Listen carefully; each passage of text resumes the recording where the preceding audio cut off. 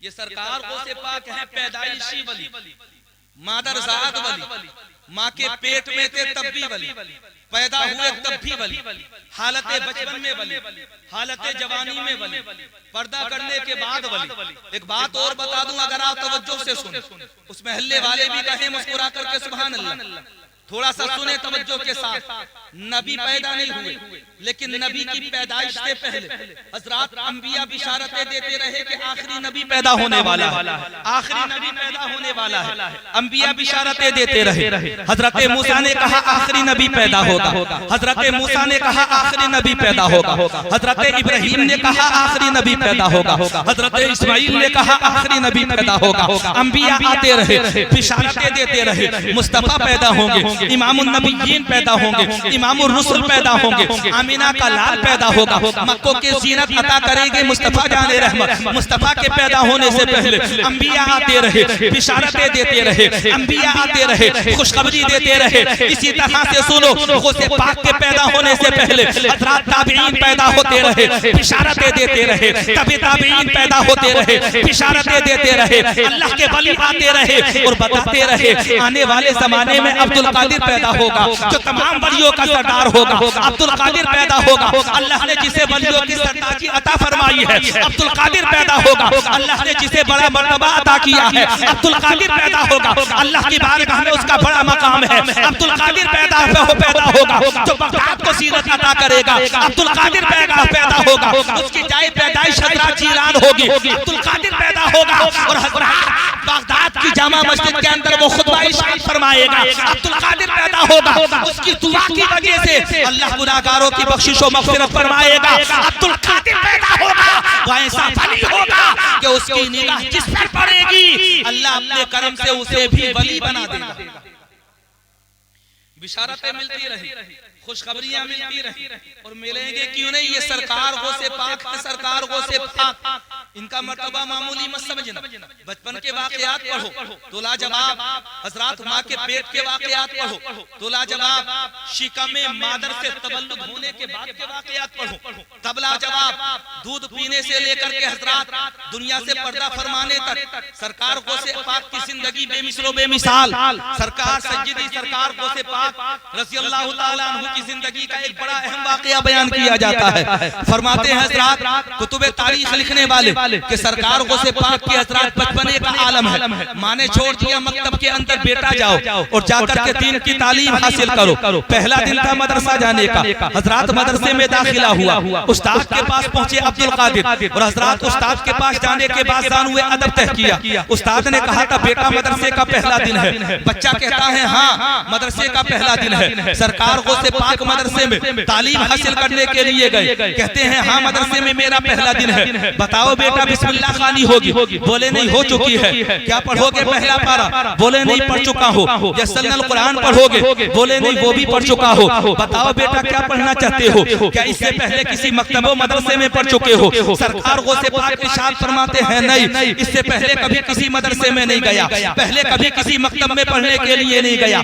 तो जानते हो उस्ताद क्या कहते हैं बेटा, जब किसी मदरसे में नहीं गए तो फिर ये बताओ पढ़ोगे कहाँ से? आने वाला बच्चा जवाब देता है उस्ताद मोहतरम सुनो, अगर आप मुझे पढ़ाना चाहते हो तो यस्सलनल कुरान मत पढ़ाओ, कायदा मत पढ़ाओ, इब्तिदाई कुतुब मत पढ़ाओ। अगर आप मुझे पढ़ाना चाहते हो तो कुरान करीम का 16वां पारा मुझे हिफ्ज़ कराना शुरू करो। उस्ताद ने पूछा था बेटा जब मकतब में गए ही नहीं, मदरसे में गए ही नहीं, तो फिर बताओ आखिर इन 15 पारों को तुमने हिफ्ज़ किया कहाँ पर, याद किया कहाँ पर, आखिर तुम्हारे सीने में महफूज हो कहाँ पर गए? सरकार गौसे पाक से पूछा गया था। अब्दुल कादिर जवाब देते हैं उस्ताद मोहतरम सुनिए, न मैं किसी मदरसे में पढ़ने के लिए गया, न मैं किसी मकतब में तालीम हासिल करने के लिए गया, नहीं मैं शिकमे मादर में मौजूद था और शिकमे मादर में रहते हुए हाल ये था कि मेरी माँ 15 पारों की हाफिज़ा कुरान थी और मेरी माँ का मामूल ये था कि सुबह को उठती थी तब 15 पारे तिलावत करती थी, शाम को सोती थी तब उन्हीं 15 पारों को जो हिफ्ज़ की तिलावत किया करती थी। मैं शिकमे मादर में मौजूद था। मेरी माँ उस वक्त तक नाश्ता नहीं बनाती थी जब तक 15 पारों को तिलावत नहीं कर लिया करती थी। उस वक्त तक बिस्तर को नहीं पकड़ा करती थी जिस वक्त को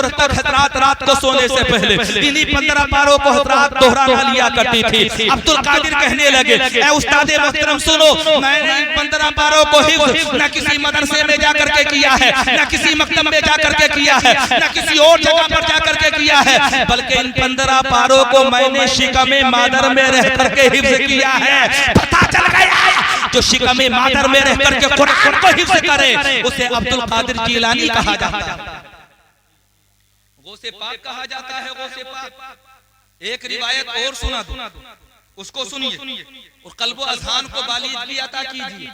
सरकार गौसे पाक कितने जमाने पहले बिशारतें मिलने लगी, अंदाजा करें। संजीदगी से आप हज़रात सुन रहे हैं, सुनते रहिए तवज्जो के साथ। सरकार गौसे पाक की पैदाइश से पहले कितने जमाने पहले हज़रात बिशारतें मिलती रही। मुस्तफा जान रहमत पर्दा फरमाने से पहले अपने एक दीवाने की बिशारत देते हैं, हजरत उमर फारूक आज़म और हजरत मौला अली को। आप इरशाद फरमाते हैं, मैं दुनिया से पर्दा फरमा लूं तो मेरे दुनिया से पर्दा करने के बाद मेरे पैरहन को मेरे दीवाने वैसे करनी के पास यमन पहुंचा देना। ये मुस्तफा की वसीयत थी, किसके लिए? हजरत उमर के लिए और हजरत अली के लिए वसीयत कर दी गई। मेरे पैरहन को मेरे दीवाने के पास पहुंचाना और उससे कहना कि मेरा पैरहन ज़ेबतन करने के बाद, मेरे पैरहन में मलबूस होने के बाद उस लिबास को पहन करके अल्लाह की बारगाह में दुआ करे कि अल्लाह मेरी उम्मत के गुनहगारों की बख्शिश और मग़फ़िरत फरमा दे। अल्लाह की कसम हज़रात मुस्तफा ने पर्दा फरमाया।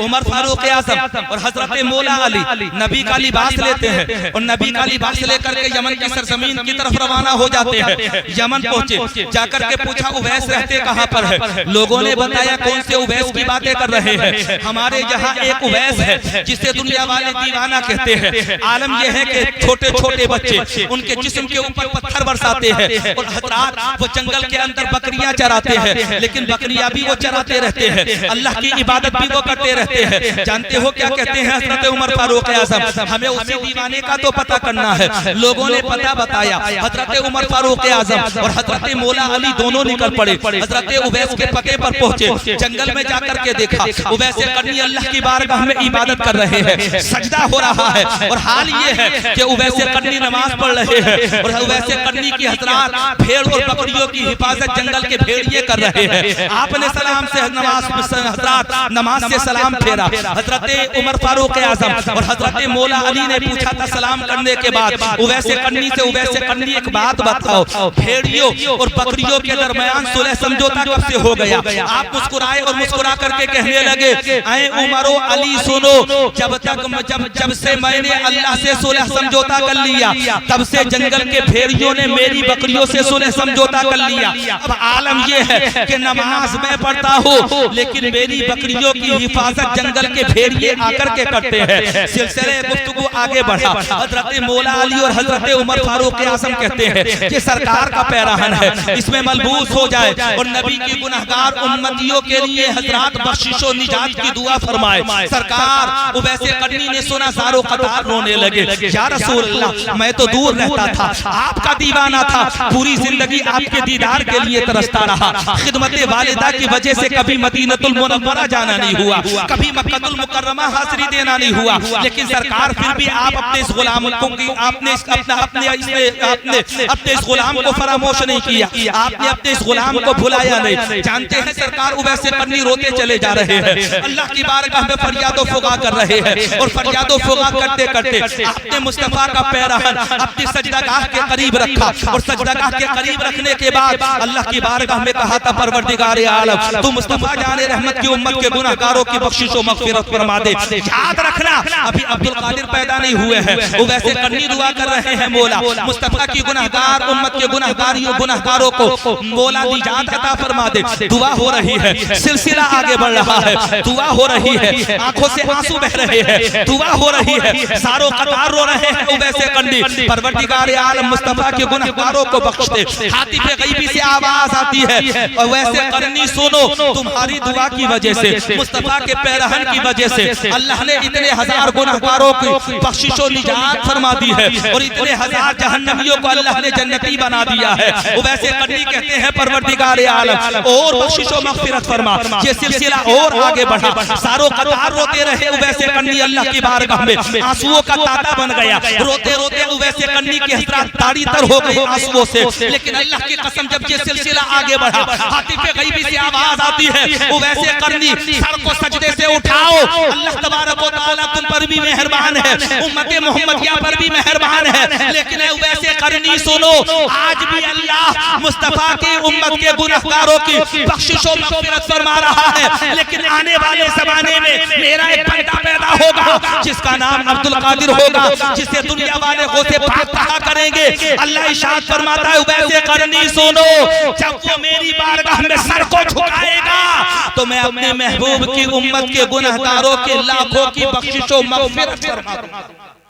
पैदा होने से पहले हज़रात बख्शिश और मग़फ़िरत की हज़रात पैगाम दिया जा रहा है और मुज़्दए जाफ़िज़ा सुनाया जा रहा है। इसका मतलब वो मकसद क्या है, जो पैदा होने से पहले हज़रात बिशारतों का महवर बन जाए, अल्लाह ने उसे कैसा मर्तबा व मकाम अता किया।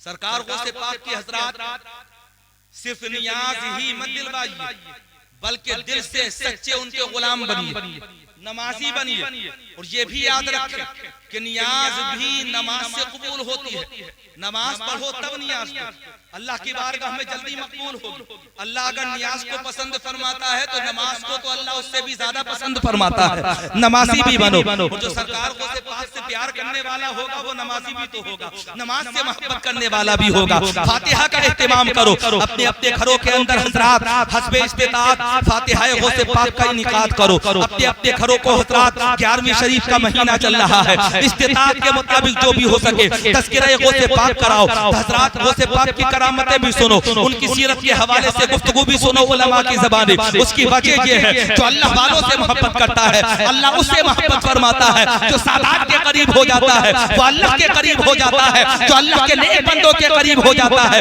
वो अल्लाह के करीब हो जाता है। आज आपने सरकार गौसे पाक की महफिल को सजाया है और सरकार गौसे पाक की नस्ल के शहजादे